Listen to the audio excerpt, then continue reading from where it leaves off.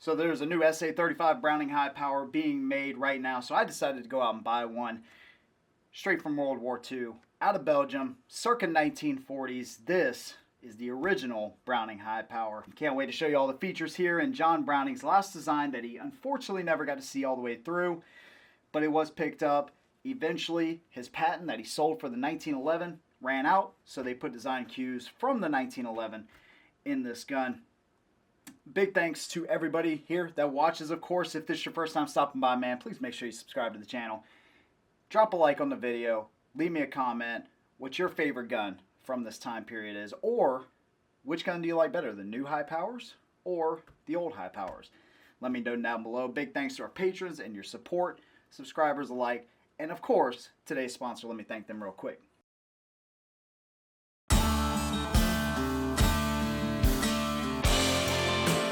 It's in our nature to protect the ones we love, to stand up to any danger, to be strong and courageous, to always be prepared, to keep our family safe, to be the first line of defense.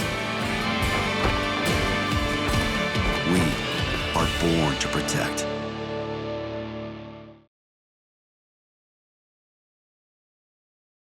All right, now that we got that out of the way, man, this is an iconic gun. Let's open it up. Now, this is a 1942 dated holster, all right? And, of course, the Germans took over the factory in Belgium, and when they did, they were like, ooh, we need guns, and these guys have a pretty good one.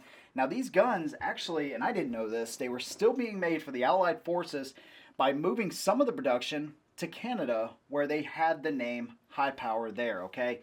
This thing goes by a variety of names that we're going to cover right here. The HP, the BHP or Browning high power, the P35, the HP 35, the GP for Grand Pistol or something in French, the BAP, the Browning automatic pistol, and I think the Germans named it the pistol or pistola 640B. Okay, but either way, we know it over here as the high power.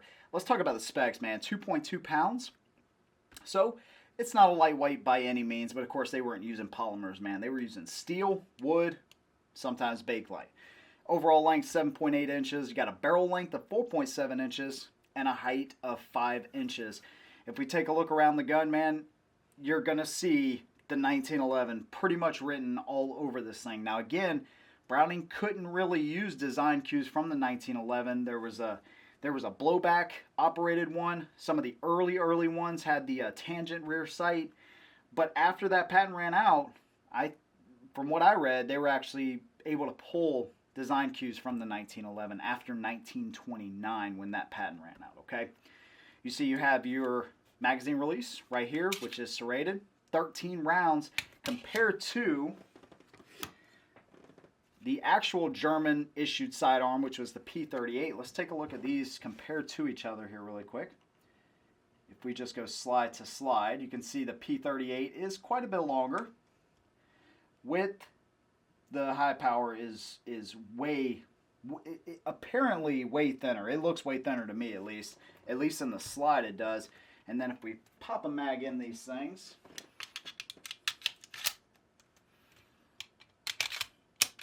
all right, you can see they're almost about even. The big thing with, of course, the high power is it's 13 rounds instead of 7 or 8, which was pretty much standard back in those days. Okay, so that's a pretty big deal, man. If you look at it, it's a standard double stack magazine like we would see today. This one, of course, like I said, is from World War II, out of Belgian factory. It's actually labeled Fabrique Nationale d'Armes de Cure Herstal Belgique or Belgium. Browning's patent depose. So I pretty much butchered almost all of that. And of course it has the Waffenomps, it has the military proof marks, because again this did go into German military service during World War II. You can see this is the B block, and again we'll take up close pictures for y'all. B block, 333,056th gun in the B block of that year. Okay, so there you go. There is a little bit about the pistol. And again, just like most guns back then, they really stamped and did all that kind of stuff on everything. So that's pretty cool, at least for us today, all right? Of course, you have Bakelite style grips. This one is in immaculate condition, man. The bore on this gun is as good or better than some of the bores, the rifling. It's so, man, it's so nice on the inside of this stuff. And I'll try to get you a good picture. They don't ever turn out that good, but I will try because it's really immaculate. You have a little bit of slide wear up in here, kind of where you would expect it. A little bit of thinning on the front strap, a little bit on the back strap. Of course, they didn't use like a two-piece design like on the Walther PPK. So you do have exposed metal here in the back and here in the front. Really like the magazine release, man. The mags just pop right out of there. And this is a single action gun, okay? So we have just standard fixed sights on this, all right? Not a ton of contrast. And this is, I don't know why this is so satisfying. Hopefully you can hear it. It's got a really nice click to it. Whatever, I'm just kind of nerding out over this thing a little bit, but it's really cool, man. It's single action only with a safety. So if you were to carry this gun, it'd be cocked and locked, kind of just like a 1911, right? Here's your slide stop and or release. So of course I got it on safe, which you can use as a release. I did it at the range and it kind of cushioned that blow whenever I chambered around. I'm not going to do it right here, of course. And you'll notice there's no extractor, but there is an extractor. It's on the inside. So if we want to take this gun down, essentially your slide stop is connected to your takedown lever. It's kind of all in one. There's a little button over here on this side. We're going to cheat back on the slide just a little bit. Hold that pressure back. Let it go home. All right. Here is the recoil spring. It's got an interesting setup with the barrel. So essentially it has this little piece right here that locks into the bottom lug of the barrel and keeps the guide rod in the spring in place there. You can see a non-captive recoil spring. Of course, that's pretty common. And then this might look very familiar to you 1911 guys. It actually has the locking lugs on the inside of the slide to correspond with the ones on the barrel. Kind of just like the 1911. One of the good things, you don't have to contend with any kind of barrel bushing. By the way, there is a military proof mark on the front of the slide here too, which I think is pretty cool. This is Waffen 140. Waffen 140, okay, for anybody wondering. And again, on the inside of the gun, you have the extractor. Now this would be changed, as far as I know, post-war. All right, so somewhere down the line, I think in the 50s, they changed it to an external extractor, which is going to be more reliable generally. So there you go. There is the pistol. It's in great shape, y'all. I mean, it really is in great shape. Considering how long this gun's been around, the Nazis occupied the Belgium factory in 1940, and these guns were generally, at least over there, given to the Waffen SS and the Volkssturmjäger, which is the paratroopers. There was versions made with stocks, and of course, that would have a provision back here where you could put a stock on it. But at this point, they were like, we do not need that. So they omitted it off of this model here. So to put it back together, we're going to hold the slide back and keep it held back. Put the slide stop and everything back in there. And again, I'll pull this trigger for y'all after we do the shooting part of the review and show you how it did out there, man. So let's hit the range. This is the exciting part. And then whenever I come back, man, I'll tell you pros and cons of how I see it in today's time, looking at an 80-year-old pistol, and tell you what I like and what I don't like.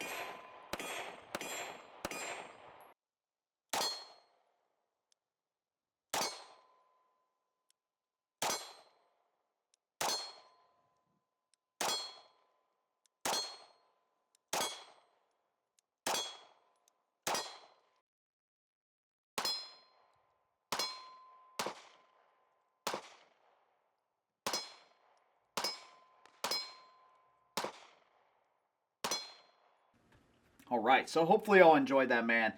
The gun is an awesome shooting gun. I mean, it really was a lot of fun to shoot.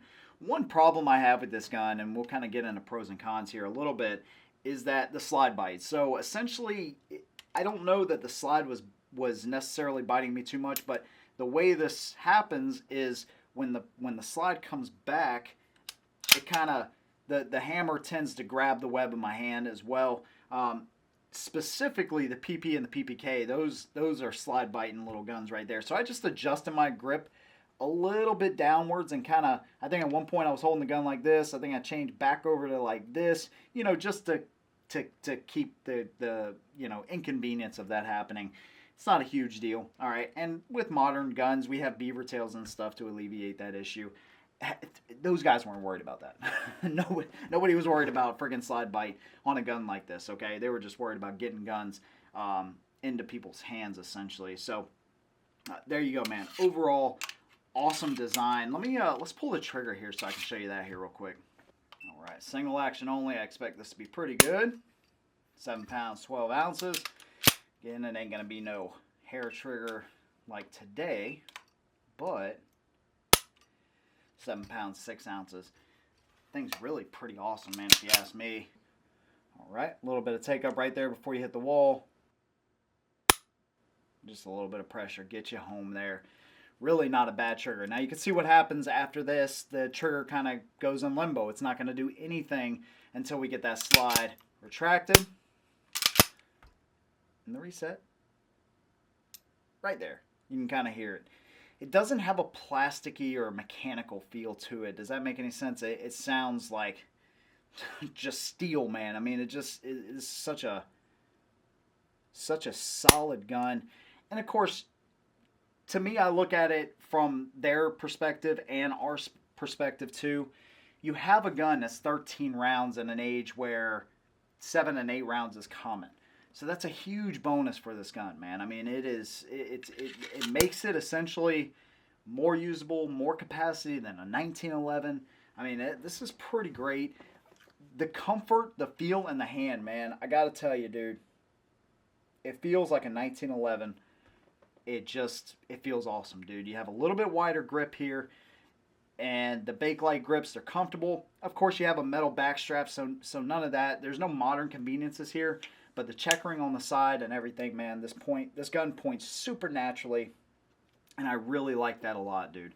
Slide serrations, everything, all that kind of stuff, it's so basic, it's hard to talk about that stuff. But I think the trigger did a pretty dang decent job. Safety, it kind of is what it is. It kind of just slides up in place. It has more of a positive engagement going down than it does into the safety slot there, as you can see. It kind of just slides up in there with a little bit of a click, but downwards. It has more of a positive sweep off than on. It's one of those things. It's serrated there. This is serrated. The gun worked it worked exactly how I was hoping. And of course, I won't be carrying it. I mean, look, this holster, it's seen its better days. I bought this thing as a rig from Legacy Collectibles. And one of the things, man, if you get into something like this as opposed to a new one, I think the new one's MSRP at like $699. This rig was $2,000. But if you buy them without the holster and without the other magazine, a lot of times you can get them for like $1,200. Even the new ones that I see, the SA-35, they have maybe a little bit more of a beaver tail. They have a little bit better sights, a little bit better safety. I think they even have a metal backstrap still with a little bit better grip. So you're going to get a little bit better features at a cheaper price in a new one. So that's kind of cool. It just depends on what you want to go with. Me, this is a gun I can shoot and continue to shoot and enjoy that has a story. I don't know what the story is. You don't know what the story is. But I know it's got a story somewhere, and it's got some historical importance to it. And to me, those are the best kinds of guns, man. I'm not a fan of safe queens. I don't want something just sitting in my safe just because. I want something that I can actually use and enjoy. To me, if it was my money, I'd save up a little bit more and get one of those guns that's going to give you everything we just talked about, and going with a Belgian-made older high power. But if you go with one of the new ones, dude, those are nice looking guns. I am not going to lie. And I think they give you increased capacity too. They actually give you 15 rounds in the new ones. So that's something you can go with. But man, I'm so happy with this. First time with a Browning high power. Mr. Browning, thank you so much. I know he can't hear me, or maybe he can, who knows. He made an awesome last design here in this gun, dude. Super excited about this one. Not a whole lot of pros and cons to talk about. It worked exactly how I was hoping it would. And I don't know, man. I'm kind of in love with this gun, as you can tell. So there you go, man. Love to hear what your favorite high power is. There's so many variants, and there's so many of them made for such a long time. I think 1935 to 2018. Took 3 years off, and now they're making them again. So there's a ton of variants out there. What's your favorite high power and why? Let me know down below. And again, if you haven't subscribed, make sure you do it. If you'd like to support our channel any further, come over to Patreon and become a patron of the channel. Thank you so much. We'll see you in the next one. And as always, hold them down.